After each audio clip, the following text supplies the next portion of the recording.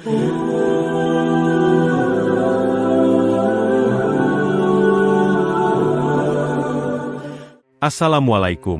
warahmatullahi wabarakatuh. Sahabat Mumtana, sebelum menyimak kisah cerita hari ini, saya sarankan untuk menulis sholawat kepada Nabi di kolom komentar. Semoga sholawat kita menjadi penolong kita kelak di padang mahsyar. Kami doakan semoga kalian mendapatkan rezeki yang barokah dan diberi kemudahan oleh Allah Subhanahu wa Ta'ala dalam menjalani kehidupan sehari-hari. Langit malam di atas El-Kahera terasa aneh. Tak ada bintang, tak ada rembulan. Hanya hawa panas yang menggantung dan bisik angin yang nyaris tak terdengar. Di pusat komando militer Zion, suasana malam itu biasa saja, sampai radar menjerit. 3 detik kemudian, langit terbelah. Rudal pertama menghantam atap menara pengawasan. Lalu rudal kedua, ketiga, dan keempat. Hingga seluruh gedung yang selama ini dijaga ketat hancur lebur dalam kobaran api dan dentuman. Letnan Jenderal Raham Ben Alon tak sempat bicara. Ia yang dijuluki bayangan raja, karena kecakapannya dalam strategi dan pengintaian global, tewas seketika. Tak ada peringatan, tak ada peluang untuk melawan. Hanya kilatan cahaya, gemuruh logam meledak, dan keheningan setelahnya. Di layar-layar televisi dunia, tak satupun media punya rekaman detik-detik itu. Namun dalam waktu 5 menit, kabar menyebar, kepala intelijen Zion tewas. Dunia membeku. Washington, London, bahkan Berlin, hanya bisa menggeleng. Serangan ini bukan sekadar manuver militer. Ini pukulan telak pada reputasi. Kepercayaan terhadap sistem pertahanan Zion yang selama ini diagung-agungkan runtuh dalam semalam. Dan semua hanya bisa menatap langit yang kini penuh debu. Bertanya-tanya, siapa yang cukup berani melakukannya? Di kota kuno Nishapur, yang dikelilingi pegunungan sunyi dan gurun tanpa batas, suasana kontras dengan hiruk-pikuk dunia. Di dalam kompleks militer bawah tanah milik Republik Azuristan, Mayor Jenderal Samir Velayat berdiri tenang di depan layar taktis. Tak ada ekspresi berlebihan, hanya tatapan dingin seorang pria yang tahu persis apa yang baru saja ia lepaskan ke dunia. Serangan itu bukan dilakukan dalam kemarahan, melainkan ketepatan. 2 tahun penuh Jenderal Samir menyiapkan operasi itu. Ia tidak butuh popularitas, tidak ingin jadi simbol propaganda. Ia hanya menginginkan satu hal. Dunia mendengar bahwa Azuristan tak akan lagi diam, tak akan lagi membiarkan penjajahan atas Palestina menjadi rutinitas berita sore hari. 11 menit setelah rudal pertama menghantam El-Kahera, sebuah video singkat muncul di kanal-kanal diplomatik. Samir Velayat, dengan suara tenang dan berbahasa Persia, berkata, "Kami tidak akan berdamai sebelum tanah dijajah terbebas dari darah." Dunia gemetar. Kalimat itu bukan retorika biasa. Kalimat itu terasa seperti ujung tombak, bukan hanya menembus sistem militer Zion, tapi juga menghujam kesadaran dunia internasional. Selama ini, Azuristan dipandang hanya sebagai ancaman regional, retorika kosong yang sering digemborkan di mimbar PBB. Tapi malam itu, persepsi berubah. Samir tak membalas ancaman dengan pidato, melainkan dengan presisi. Dan dari Nishapur, dia menyaksikan dunia mulai menunduk, bukan pada senjatanya, tetapi pada prinsip yang ia pertahankan. Jenazah Letjen Raham Ben Alon tidak dimakamkan dengan parade militer megah seperti para pahlawan Zion sebelumnya. Tidak ada peliputan media. Tidak ada pengibaran bendera setengah tiang di depan umum. Bahkan lokasi pemakamannya dirahasiakan dari publik. Bagi pemerintah Zion, kematian Ben Alon bukan sekadar kehilangan seorang jenderal, ini adalah aib nasional. Selama lebih dari 2 dekade, Ben Alon adalah arsitek bayangan dari operasi intelijen yang tak terhitung jumlahnya, dari pembunuhan target di luar negeri, hingga sabotase senyap terhadap musuh negara. Ia diyakini tak tergantikan. Namun kenyataan malam itu menunjukkan bahwa bahkan bayangan paling kelam pun bisa lenyap tanpa jejak ketika cahaya kebenaran menyala. Perdana Menteri Zion, Levi Shaddak, duduk gemetar di ruang bawah tanah bunker parlemen.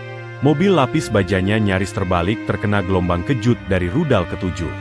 Luka ringan di keningnya membekas, tapi trauma di pikirannya jauh lebih dalam. Ia tak lagi yakin pada siapapun di sekelilingnya. Ia memandang para pejabatnya bukan sebagai tim, melainkan sebagai potensi pengkhianat. Di rapat kabinet darurat, kekacauan meledak. Kepala staf militer menyalahkan badan intelijen. Intelijen menyalahkan divisi satelit. Divisi satelit menyalahkan perangkat buatan asing yang katanya terlalu lamban. Tak ada yang mau bertanggung jawab. Tak ada yang punya jawaban. Hanya satu kenyataan yang kini menyelimuti semua ruangan. Zion telah dipermalukan. Rakyat mulai bertanya, bagaimana bisa negara dengan sistem pengawasan tercanggih di dunia tidak mengetahui bahwa 100 lebih rudal sedang meluncur ke jantungnya sendiri? Jika Ben Alon saja bisa mati tanpa sempat angkat bicara, bagaimana nasib kami? Di hari ketiga pasca serangan, poster-poster Ben Alon yang dulu menjadi simbol kejayaan Mossad diturunkan diam-diam. Kota El Kahera berduka dalam diam. Tapi dunia tahu, ini bukan sekadar duka. Ini kematian mitos. Dan dari kehancuran itu, lahir keraguan yang lebih berbahaya daripada ribuan rudal. Berita kematian Letjen Raham Ben Alon menyebar seperti kabut hitam yang menyelimuti langit dunia. Namun anehnya, bukan rasa belasungkawa yang mendominasi, melainkan keterkejutan dan bisik-bisik ketakutan. Di ruang redaksi Eropa, para analis keamanan mulai menggaruk kepala. Mereka bertanya satu hal yang sama. Jika Mossad bisa ditembus sedalam ini, lalu siapa yang benar-benar aman? Biasanya, kematian seorang tokoh militer tingkat tinggi akan memicu pidato duka cita dari sekutu-sekutu strategis. Tapi kali ini, Washington bungkam. Downing Street sibuk berbicara soal pemilu dalam negeri. Paris mengalihkan perhatian ke demonstrasi buruh. Sementara Beijing tetap seperti biasanya, diam tapi jelas bergerak di balik layar. Hanya Moskovia, nama fiksi untuk Rusia, yang tersenyum samar di belakang meja rapat Dewan Keamanan, menikmati bagaimana sekutu lamanya, Azuristan, mengguncang tatanan tanpa invasi. Dunia mulai memahami sesuatu yang selama ini tertutup oleh propaganda, bahwa kekuatan militer bukanlah jaminan mutlak atas dominasi politik. Serangan Azuristan bukan hanya sukses secara taktis, tapi juga simbolik. Ia menghancurkan narasi Zion tentang diri mereka sebagai tak tersentuh.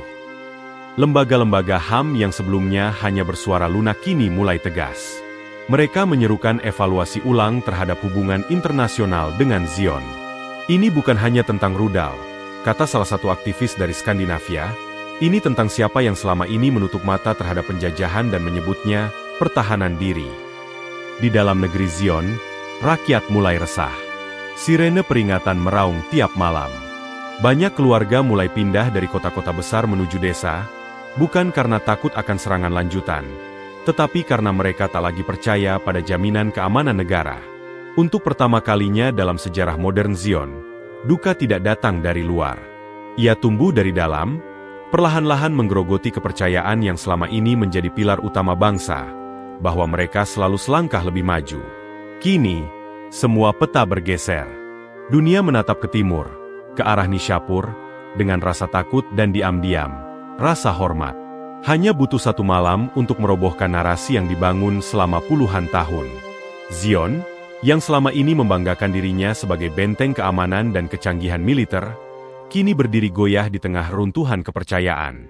Media dalam negeri yang dulu selalu selaras dengan pemerintah mulai mempertanyakan arah kebijakan. Para pembawa acara televisi siaran utama tidak lagi berbicara dengan nada penuh keyakinan, melainkan dengan nada getir yang menyiratkan keresahan mendalam. Di ruang parlemen, kursi-kursi yang biasanya penuh dengan loyalitas kini berubah menjadi arena saling tuding. Anggota parlemen dari faksi oposisi berdiri dan menuntut jawaban.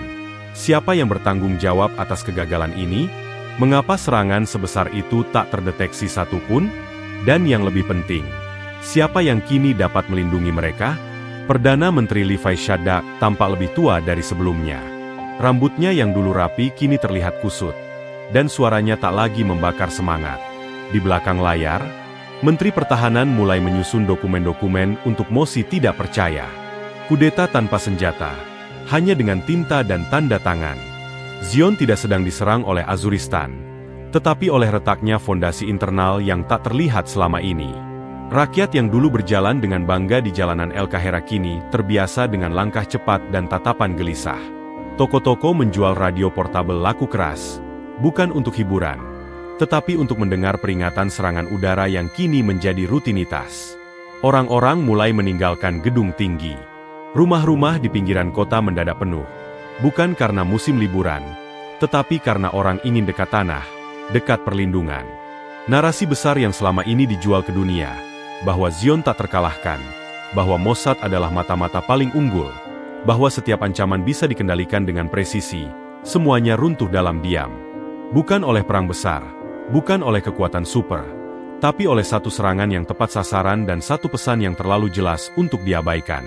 Kini, dunia menyaksikan bangsa yang dulu mengejar musuh sampai ke lubang persembunyian, kini seperti anak kecil yang tersesat dalam gelapnya dunia yang telah berubah terlalu cepat. Dari balik dinding tebal markas militer di Nishapur, Mayor Jenderal Samir Velayat menulis surat singkat ke Perserikatan Bangsa-Bangsa. Surat itu tidak panjang, tidak penuh dengan ancaman atau permintaan. Hanya satu kalimat yang tertulis dengan tinta hitam. Jika Anda masih ingin berdialog, pastikan semua delegasi Anda hadir lengkap, dan tidak meledak di tengah jalan.